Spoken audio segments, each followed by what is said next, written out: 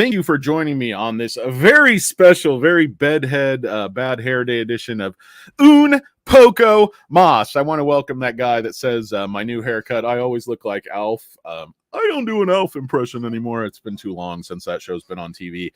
But anyway, guys, welcome and hello and welcome. We have a new format with our live studio audience. Couldn't be happier to welcome all of these people. I have my giant finger out, a la Arsenio, and very, very exciting. We could be interacting with the audience later, but we probably won't because I'm here alone in my office and there is no studio audience. But I'd like to thank all you guys for joining me. I just want to talk about a couple of things. Got a few things, just to get off my chest. Few things grinding my gears. Few things rubbing me the wrong way today on a Monday. Not the least of which is Affirm just up like 10% on this Goldman pump. Of course, Goldman is long the stock. They don't disclose that. You're able to, in this, it's free speech. Your analysts are able to come out and, pump a stock 10% that you own. And that's just kind of the way the law works here with no really apparent disclosures. I mean, it is disclosed that they own the stock in filings and such. So you can go to some of these websites and find it, but it's not disclosed with their call. It's not like, you turders who are like, full disclosure, not financial advice. I own the stock. I'm not long the stock, whatever it is. Generally, you state your position. But anyway, Goldman, raised their rating on Affirm from hold to buy, basically saying they're the future of credit. I think it's absolute nonsense, to be honest with you. I don't think this checkout, buy now, pay later is a super innovative thing at all. It's basically an installment loan that you put in a checkout on a shopping cart online or in an app. I think a lot of people can do this, and I think the reason Amazon, let me share my screen, guys. Sorry about that. You're staring at my giant head. I think the reason Amazon seeds some of this ground and other companies seed this ground is that it's just not profitable. It's not a good business. These aren't good loans. Yes, you can churn a lot of money, but how do you make money on these low quality loans? They're talking about SOFI's loan book falling apart. What do you think is going to happen to people that can't afford what they're buying on Amazon, that can't afford what they're buying at Walmart? That can't afford these day-to-day small purchases. SOFI's personal loans are much more significant loans to much more credit-worthy borrowers. And everybody's like, freaking out that SOFI's defaults have gone up 50 basis points or whatever in the last year. I mean, I think that's really good. I read some article where it's like, okay, their default rate on personal loans is higher than American Express's default rate on credit cards, but credit cards, they let you run behind a lot. You don't default, right away on credit cards. And SOFI aggressively writes down the value of their personal loan book when payments even get slightly late. By the time it's just like 2 months late, they've written off a huge percentage of the loan. So anyway, Affirm popping 10% on that Goldman bullshit. SOFI, got the pop up to, I don't know what this is, about 650. And then just been, basically sideways and down. The bleed continues. It's moderate volume, and they're actually shorting the stock. Just wanted to say a word about these, this rosy cheeked chipmunk, Oppenheimer. I don't know if they're still rating the stock, but they came out with this little gem today. Oppenheimer spotlights top buy sell ideas for mid and small cap. And of course, their top sell, is SOFI. So, okay, fair enough. Top sell in financials, top buy is Jefferies, top sell is SOFI. Then, I remember this Dominic Gabriel guy coming out when SOFI was, trying to break through $10, and he came out with a downgrade, and his reasoning was the stock is too hot. Too many people like the stock. He's like, it's time to pump the brakes. It had absolutely nothing to do with fundamentals. That's why I nicknamed him one of the three amigos of FUD. And then just to show you how corrupt this whole thing is, and you guys already know this. I know you don't buy and sell based on analysts, but these guys really move the markets. I think it's no coincidence that basically Affirm's financials show that the company is worth a lot less than SOFI. But the market cap is almost 50% higher than SOFI. You say, why does that happen? Well, institutions own all the shares of Affirm. like 87% institutional ownership, like half that for SoFi. And they're making money shorting SoFi. They're making money pumping Affirm, and then they're going to dump that hot garbage on retail right at the top and get out with a huge profit. I mean, that's what companies like Goldman do. Affirm loses a ton of money.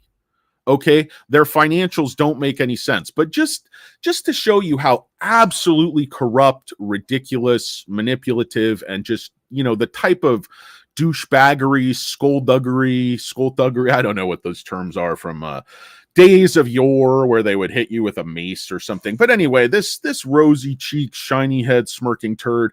No, I'm sure he's a good guy, good family man. Looks like a nice haircut, but just take a look at their ratings on SoFi. Okay, so they're rating the stock literally every couple weeks. Like, they're a strong buy up here in the 20s. Okay, look at this. Okay, 2 buys, November 7, 2021, strong buy. This is at $23.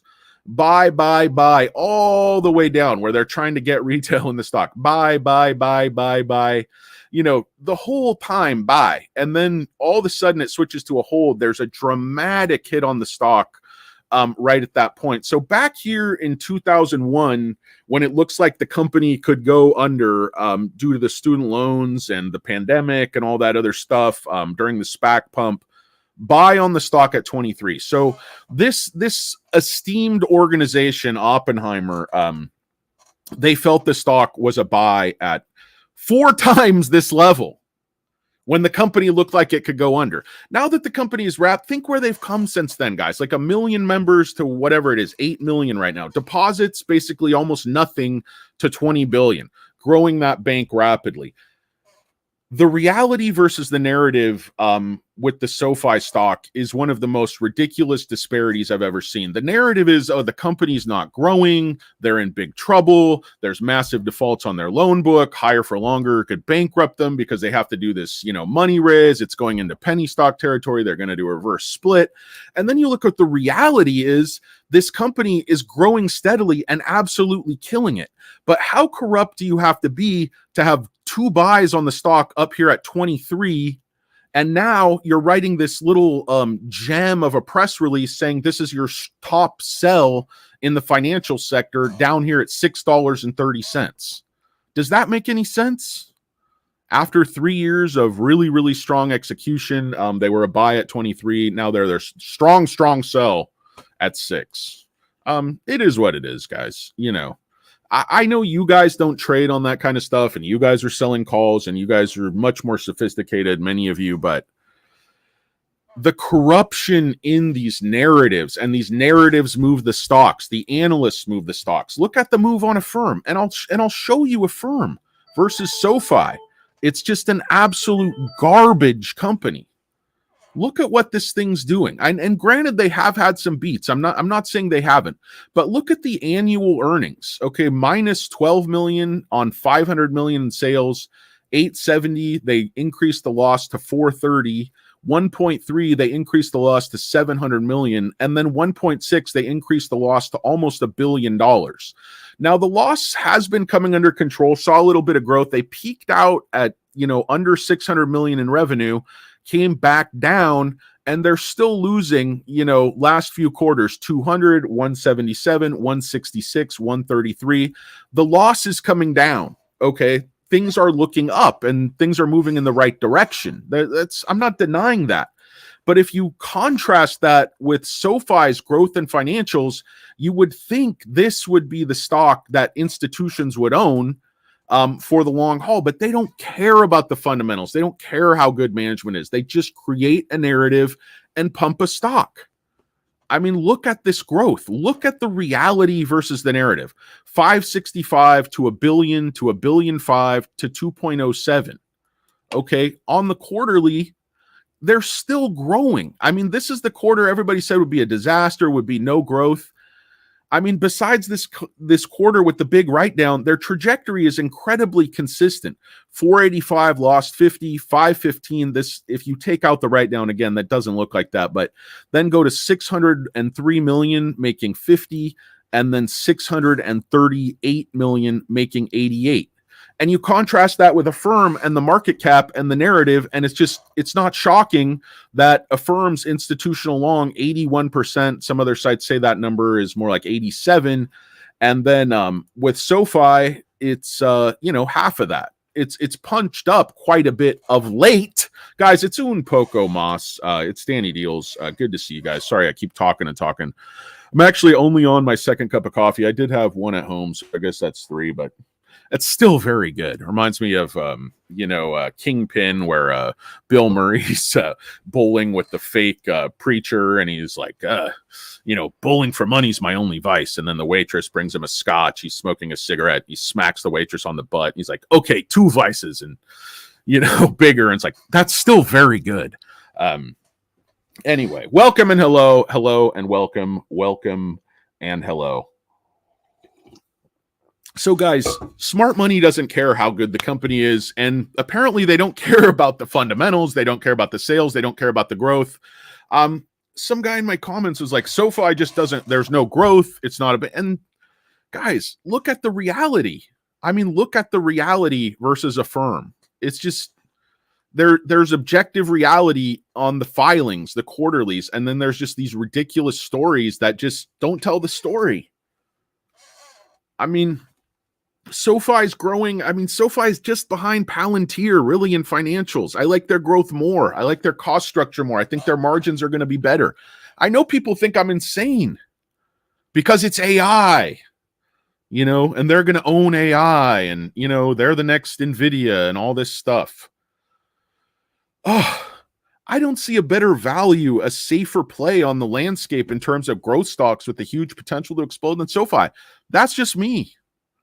I mean, I can't, tell you guys what to do. It's clearly not financial advice. They're just dragging this thing back down, kicking and screaming, 16 million shares. And again, guys, shorting the stock. 5 million shares borrowed today on 16 million in churn. How the hell is this thing going to go up? It should be blood red, beet red. The streets should be running, streets should be running red with the blood of SOFI longs. It's like, if I'm an orc, it's like, this should be absolutely bloody, but the stock still is trying to hold on and go up because they're accumulating the stock. Oh, I don't know, guys. I got to read some of your comments here. I don't know where to go with this because I'm just going to hold. I'm just going to continue to buy. I'm going to accumulate at these levels. It just doesn't make any sense to me. Okay, SOFI's worth less than 7 billion and Affirm is sitting here now at 10 billion on this Goldman pump. I mean, it's crazy. Look at the numbers. Look at the growth. Look at what these companies do. Look at what they're building. SOFI's building the bank of the future with this tech company. Affirm is just some glorified nonsense. Payday loan company, installment loans. They don't have any secret sauce. It's all an illusion. It's all a fugazi. It's like Kevin Hart's career. The guy comes out of nowhere. All of a sudden, he's in 6 movies doing HBO specials. Nobody knows who he is. And he's like 5 feet tall. None of it makes any sense. The guy's like the next Eddie Murphy. He's not even funny. I mean, he's funnier than Dane Cook. But so's an ulcerated hemorrhoid. Hey, I'm going to do a special. I'm just going to run out on stage.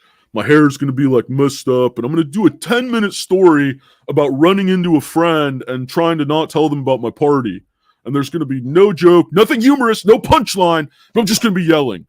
Like, in a stadium full of people, everyone's confused. Like, how am I getting paid for this? If you want to talk about no USP, no secret sauce, give me the comedy stylings of one Dane Cook. I mean, maybe I'm just a bitter fat turd because I failed miserably at stand-up comedy. So I would just get like kind of a Larry David situation. I just get bitter at the audience and start fighting with them and insulting them and just be kind of nothing funny going on. Anyway, I don't know how I started talking about my favorite comedian, the great Dane Cook. But anyway, guys, welcome and hello and welcome. Thanks for tuning in to Poco Moss. It is Danny Deals with you. I want to thank Not a Lurker, J Money, everybody's favorite guy with a wrench. I want to thank Alberto Bertiagala. Not sure if he's here. He's probably out spending some of that fabulous money he makes selling them calls to the rest of you dumb. But anyway, guys, let's see who's here. Of course, Bobby Joe. What's up, Bobby Joe? Dude, Ass Face is here. Poco, Eagles. Emilio is here. What's going on, Emilio? Hello, it's hot in Nashville. It's hot here for us. Also, Mustang Rider. Welcome and hello. We got a big pink monster from Emilio. Yeah, total dud. This show sucks. You're right on the money there, not a lurker. Do not like and sub. I'm running for presidente of all of the Americas. I want to be, a benevolent dictator. And of course, power will corrupt me absolutely immediately. I will demand cheeseburgers at all hours from my executive chef in the, I won't have a White House. It's boring. I want to get a little color. Maybe do with that mint, that very popular mint. Maybe do that Spanish treatment with an off-white and the dark windows, some Spanish tile. Oh, that's not done to death. Ugh. So sick of this boring condo design. It's absolutely soul-crushing. What's wrong with a little color? What's wrong with some creative architecture? You want to spend a couple of extra bucks, use the same plans over and over and over. Hey, my condo looks just like your condo. You're only 2 doors down. Well, suck me sideways. It is the same condo. Well, fuck me. Anyway, guys, I hate everybody. You can tell that. Welcome and hello. Flesh Infection is here. I felt something. I was itching. I knew Flesh Infection is here. Richard Vaughn is here. He sounds like he's a drifter. Sounds like he's in the sport of drifting with, of course, world champion, greatest drifter of all time, Vaughn Gittin Jr. Vaughn Gittin Jr. Sliding around on slicks. Got 800 horsepower in this rig. Go through about 3 clutches a day. No problem. Vaughn Gittin Jr. When you're named Vaughn Gittin Jr., you're born to drift. That's it. You couldn't make it in NASCAR. You just skid around in circles. That's a sport now. All right, Richard Vaughn. Don't know why I started talking about Vaughn Gittin Jr. I just love saying that name. I love drifting. Used to do that in parking lots when I was like 16. My piece of shit Camaro ended up running into a light pole. Getting a little trouble with deputy sheriff. Old Dan Deals. Got a little splaining to do, like Ricky Ricardo. Lucy, you got some splaining to do. It's like, Ricky, I hope that doesn't pervade domestic violence. He's like, no. It's just a expression, Lucy. Relax. Whoa, am I Fred? Like, there's a lot of like little undertones to these shows. You're like, you got some splaining. It's like some just hot-tempered Cuban band leader. She's like, I'm sorry, Ricky. I'll chant faster. Anyway, welcome and hello and welcome. I have no idea what I'm talking about, guys. I wanted to talk about SOFI, but it's just being pulled back down to even, so it's just so boring and stupid. There's a few articles out there. I wrote up some absolute gibberish about how the FUD case, the bear case, is just ever shifting. Whatever happens, they say it's bad for SOFI. High interest rates, bad for SOFI. Remember at New Year's when they thought interest rates were going to come down and that, little mafioso boss, chunky looking turd from KBW downgraded the stock. He's like, well, actually, low rates are going to be bad for SOFI. And then they're like, rates go back, and they're like, a month later, another, that Midwest Values from Morgan Fudley cut the stock again, like exactly 30 days later. It was first trading day of the year, and then the 30th of the month. It was kind of these bookend cuts. It's all planned. It's all planned by an algorithm. This is all a simulation anyway. We're all in the Matrix, guys. But sorry if there's any typos on here. This thing doesn't have a spell check, and I'm dumb as hell, actually. Got kicked in the head by a mule as an infant. Went chop chose for a little while, but eventually things straighten themselves back out. Anyway, guys, welcome and hello and welcome. Have no idea what I'm talking about. Have not had enough coffee. It's a grind out there, guys. Doing just random bits. I can't even understand myself, but the guy from Oppenheimer to me looks like a fat chipmunk. Not for nothing. Anyway, guys, who else is here? Dream of Stuff is here. Dream of Stuff. They've just been pounding this thing off of 7 time after time after time, then just pushed it down as far as they could, shorting it. And they're just trying to get everybody out as low as they can, accumulate the stock. If you look a lot of these days, I do not love you guys. I hate you guys with a passion. Nice try, J Money. But anyway, like they push this thing down and then they accumulate. If you look at the candles, there's tons of green candles. and then it drops all of a sudden on relatively little volume because they're fixing the price with this high frequency price fixing. All they have to do is put enough on the bid and the ask at certain levels, and they can walk it right down. You see it over and over again, and then they accumulate as low as possible. People saying this is going to go under 5, I don't believe that shit for a minute. This stock's going over 10 before it goes under 5. I stake my reputation as an idiot U-turder on that. Okay? And I will if it goes under 5 before it goes over 10, I will pretend to quit YouTube, dye my hair some ridiculous shade of fuchsia, then go talk to you on like a beach about how I had a crisis and I'm soul searching, and maybe I'll go get drunk and get a DUI in Florida or whatever, and then I'll, cry about everything, all while just pocketing millions of dollars from some fucking ridiculous Patreon or Shack hack scam bullshit. Fuck you guys. God, I hate you guys. Ugh. I don't know what this has to do with SoFi. I'm just kind of getting a few things off my chest, guys.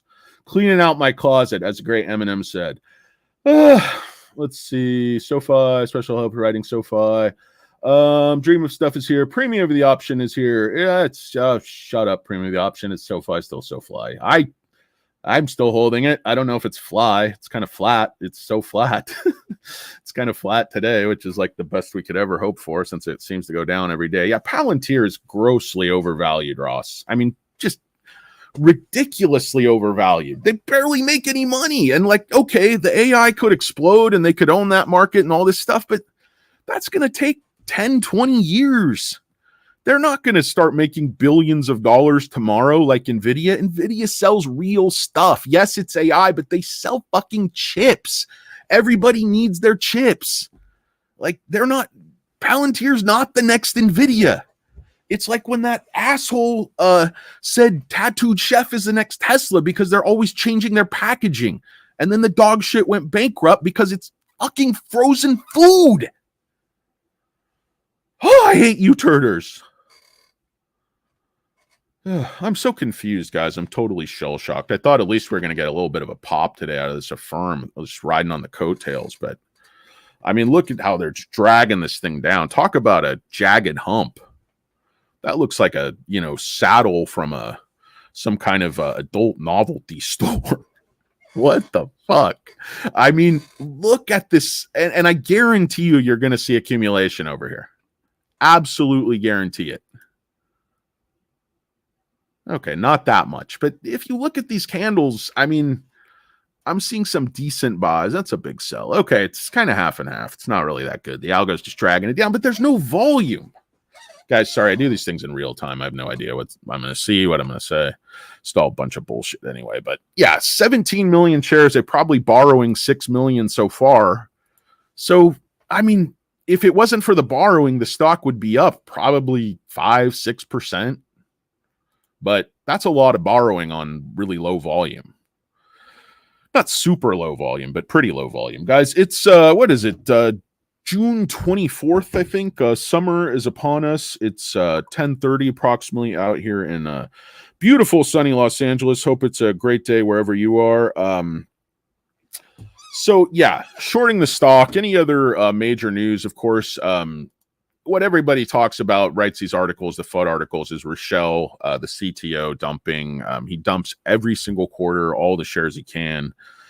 I wish they could just loan him some money or, fire him. Or I'm sure he's good at his job or else they wouldn't have him there. But, man, every single quarter, the echo chambers writes dozens and dozens of articles, posts, press releases on him selling shares. So, really bad in terms of the price action stuff. Oh, the real fundamentally doesn't really matter. I mean, people sell for all kinds of reasons. He needs the money, blah, blah, blah. But, it would just be nice if these, it just gets way, way more press than even Noto's buy. And it actually got more press than, the company that dumped like over 100 million. He sold 300,000 and they just really love to sell because insider selling is where it's at. And CTO is very important because this is supposed to be a technology company. So, it just looks really, really bad. But consensus price target $9.08. So, that's almost 50% upside. Some people increase, some people decrease. There it is again. Rochelle selling, CTO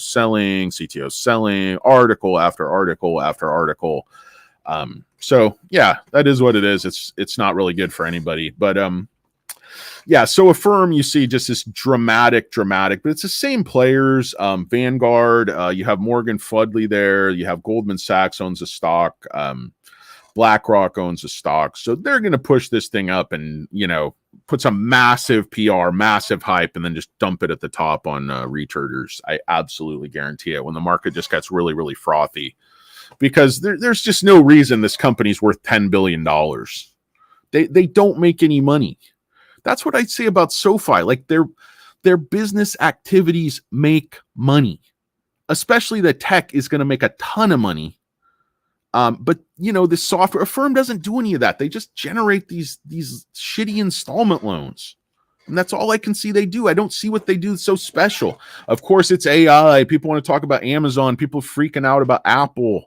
Or was that Upstart that made the... I just think, again, Apple does not give away money. Apple has Apple Pay. They just failed miserably in their big deal with Goldman Sachs. I mean, is that bald DJ asshole just jealous of DJ Patchy Drizzle and all my success with senior citizen parties? I mean, I got the senior center market locked down. Ross. Tell him, Ross. I don't know. Dream of stuff is here. Unfortunately, everyone just wants to short it. Yeah, they're shorting it, but it's not everyone. I mean, it's a 17% short. It's a very significant short. It's certainly enough to hold the stock down. But I think it's accumulation. I don't think they really want to reshort it from 630. I think they want to accumulate down here. I don't think it's going to 5 personally, but I've been wrong all along, so it probably will. Anyway, Bobby Joe, I'm rarely funny. I hope you're not talking about me. I'm going to go business. I love Mondays. Oh, not a lurker. You're sick. Let's see. My Danny rant. Danny in the White House. We're doing plaid. Argyle. I hate you guys. We all hate you guys. Ross hates you. I hate you. You got crazy deals. Thanks, Richard. Stop drifting. You can't hear. You're just drifting. Running through tires, running through clutches. Don't run through brakes. You don't really brake. You just run into a light pole or run into another parked vehicle, maybe run over a couple of shopping carts. You ever do that deal when you're a kid where you have a couple of too many Coors Lights and you push a shopping cart in a parking lot up to about 60 miles an hour and just let it go, let it fly off, into a canal or something, up to an embankment? It was great. Big Lebowski, the cops telling him, "Where'd you find it?" It was like, "It was lodged in an abutment." Lodged where? Like, yeah, we got a team of detectives working the case now. They're working in shifts. Oh, it's funny. Anyway, yeah, big Lebowski fan. Anyway, guys, especially that haircut. You hate that haircut. I know, guys. The haircut seems to be very, very unpopular.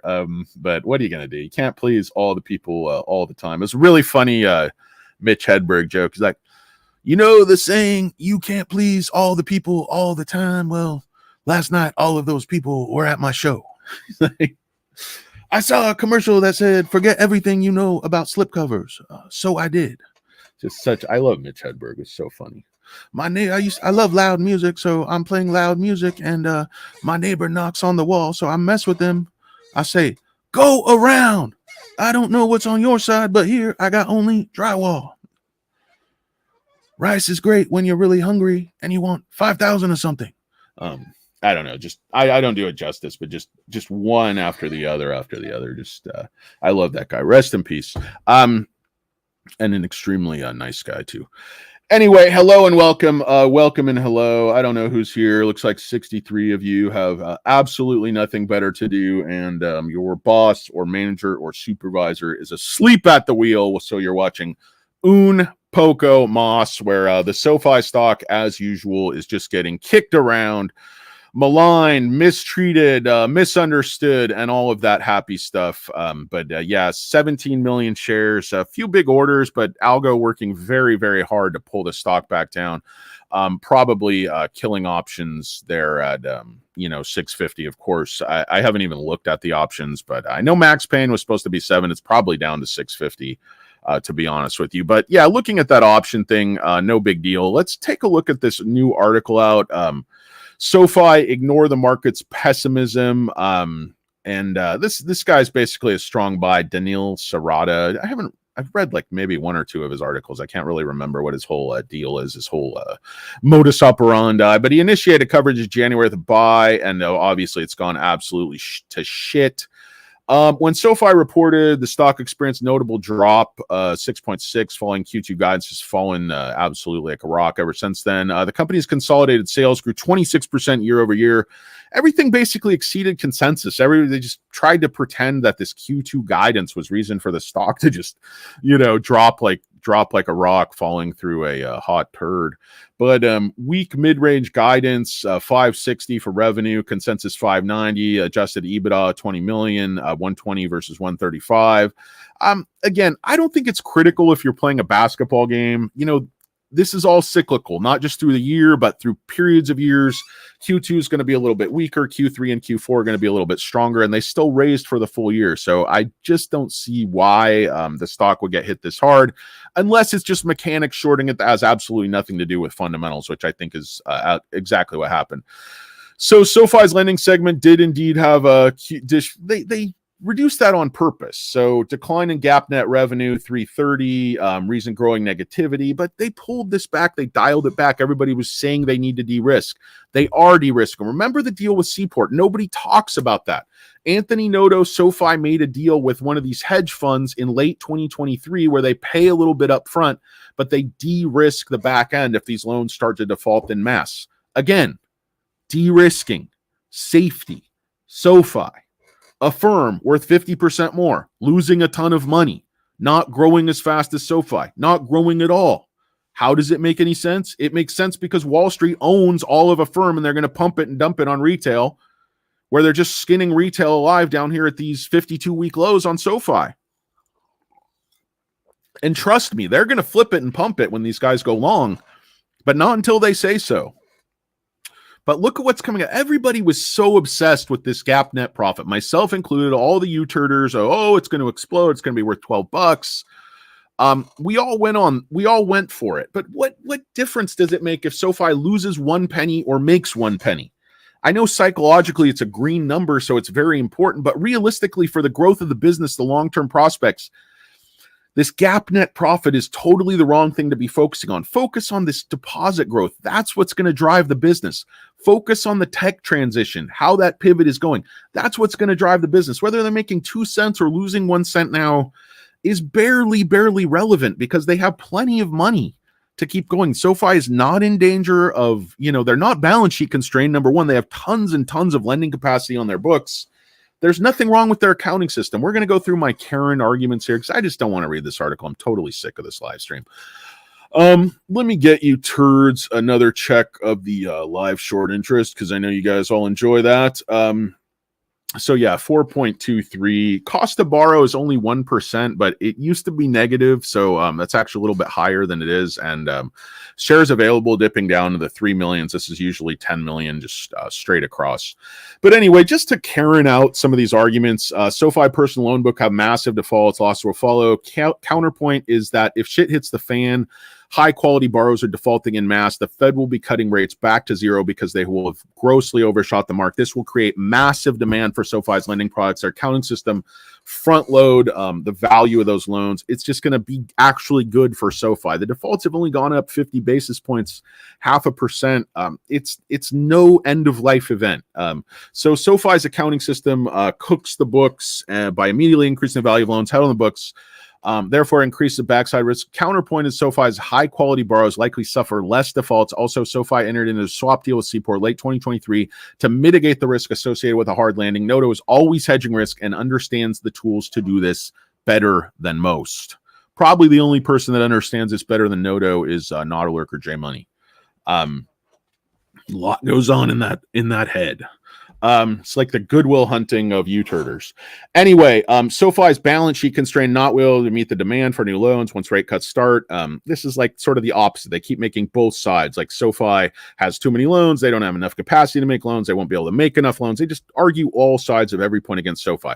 Counterpoint, this is cabbage. SoFi's balance sheet is very healthy and was made stronger by their recent deals. They can sell off loans whenever they want to create more headroom. They can utilize their warehouse facility if demand explodes.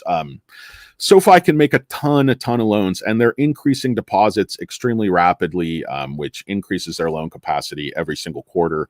And they've been pulling back on those personal loans in this time that's a little bit more risky. And I think once rates, these are a little bit more your desperate borrowers. It's a good time to pull back. People borrowing right now at high rates, it's a little bit sketchy. I'd much rather see people who are strategically borrowing when rates come down, who are in strong financial positions. You only want to loan money to people who don't need it. That's what Anthony Noto knows. You only want to loan money to people who don't need it. That's what their credit card business is proving to them. Don't loan money to garbage people. Don't loan money to Affirm people. Don't loan money to upstart people. You know, maybe loan money to Robinhood people, but never loan money to you-turders. That's rule number one. If any of you turds have a cousin or an uncle with a YouTube channel, never loan them money.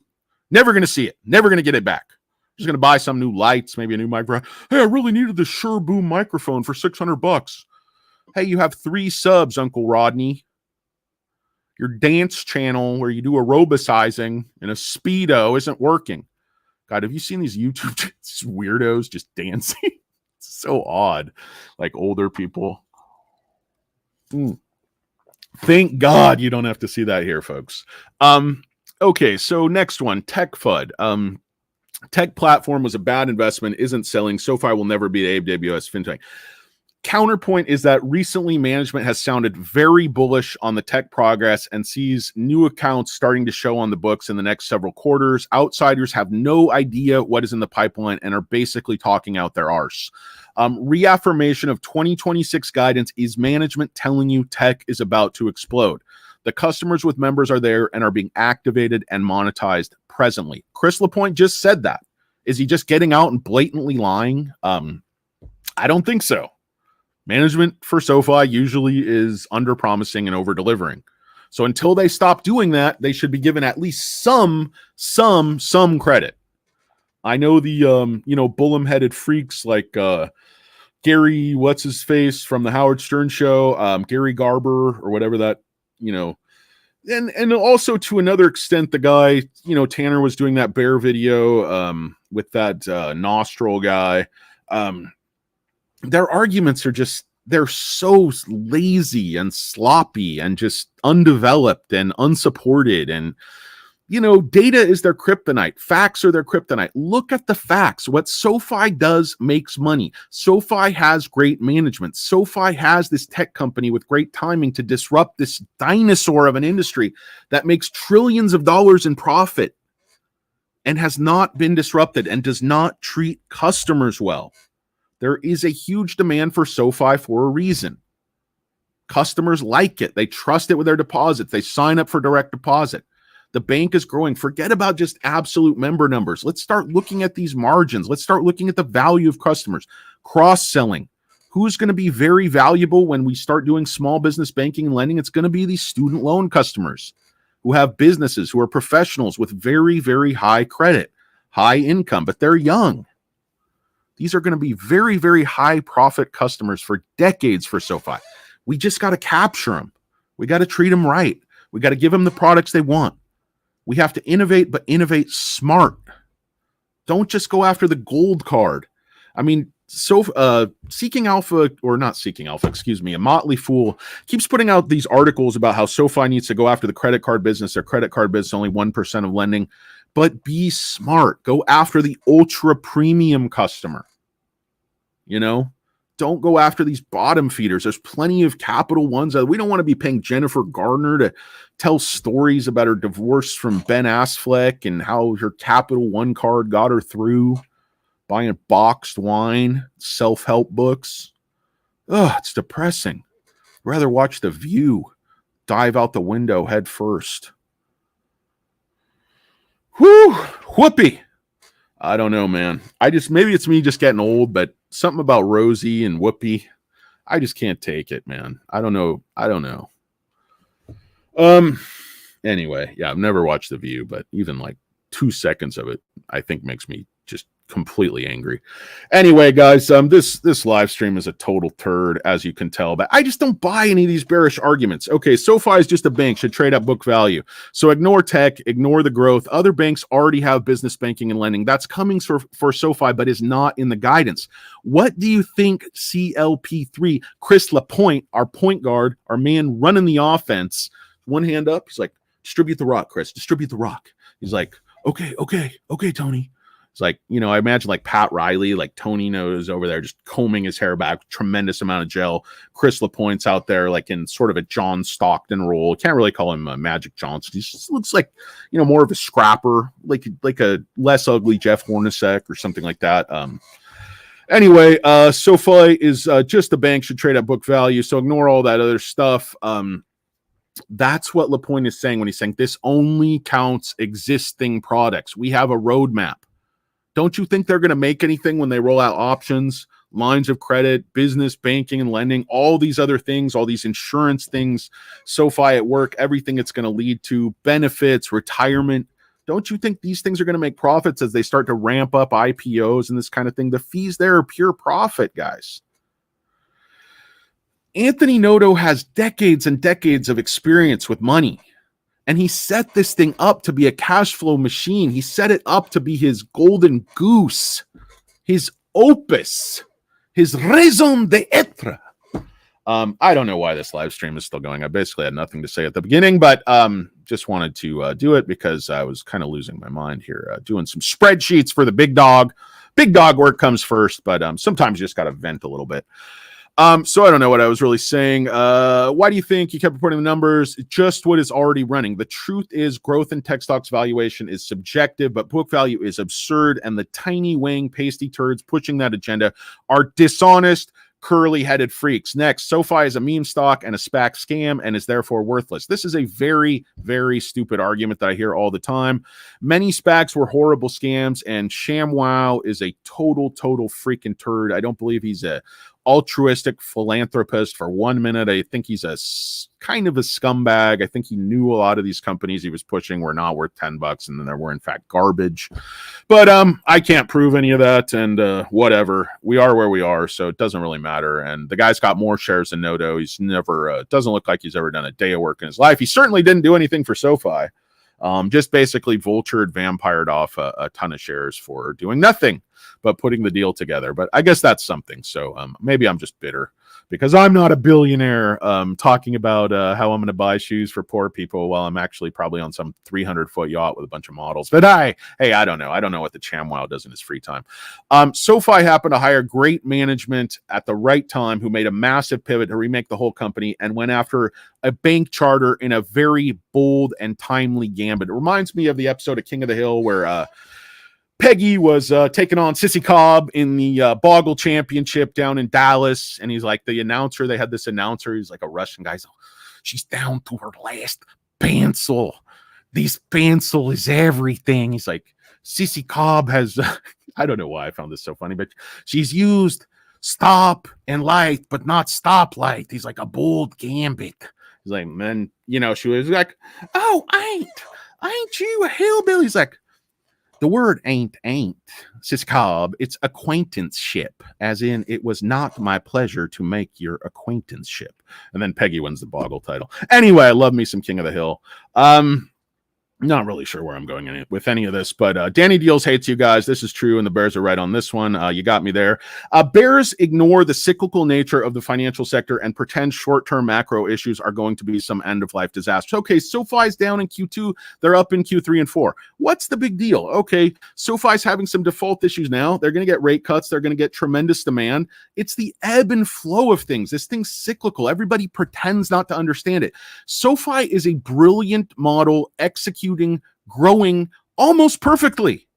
I'm going to say it. Where are management making big mistakes with SoFi? It's not happening. It's a bunch of crap. Goldman pumping Affirm, Oppenheimer destroying SoFi today, their strongest sell in financial when they were a buy repeatedly at 23, all the way down, pumping this turd. God, I hate these guys. Here are some facts. SoFi has grown members, deposits rapidly since going public without the benefit of their core product, student loans. SoFi is taking market share from everyone. These are facts. Deposits, members, any which way you want to look at it.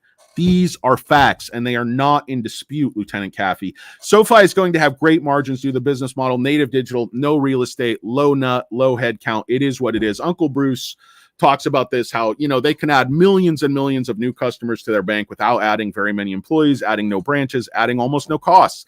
That's why they're saying, their EPS is going to increase 25% per year, because so much of what they take to the bottom line going forward is going to be pure profit. So basically, SoFi Tech Galileo is filling a void in an industry that should have been changing before now, should have been disrupted a long time ago. Their solution is comprehensive, competitive. The bank charter adds the unique offering. Chris LaPointe did a great job of fleshing out the argument for tech and said it's already happening. We already have the customers. A lot of members are coming online. You're going to see them on our books probably later this year, definitely 2025. And with the guidance they're giving, it's absolutely going to explode in 2026. Lending is not going to drive all that EPS growth, guys. Tech has to be pushing.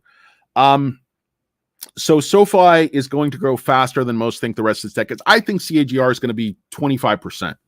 And I think it could be a lot higher. I think this thing could catch fire. I think we got lightning in a bottle.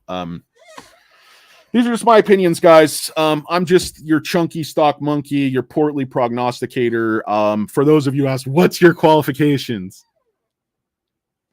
Goose egg turds. I hate you all. Peace. Thanks, Not a Lurker J Money. Thank you, Alberto Bertiavelez. Thanks for joining me. It's Danny Deals. It's Un Poco Mas. It's SoFi Stock. It's June 24th, 2024. I hate you guys. Don't like or sub. I hate you all. Bye. Have a good day.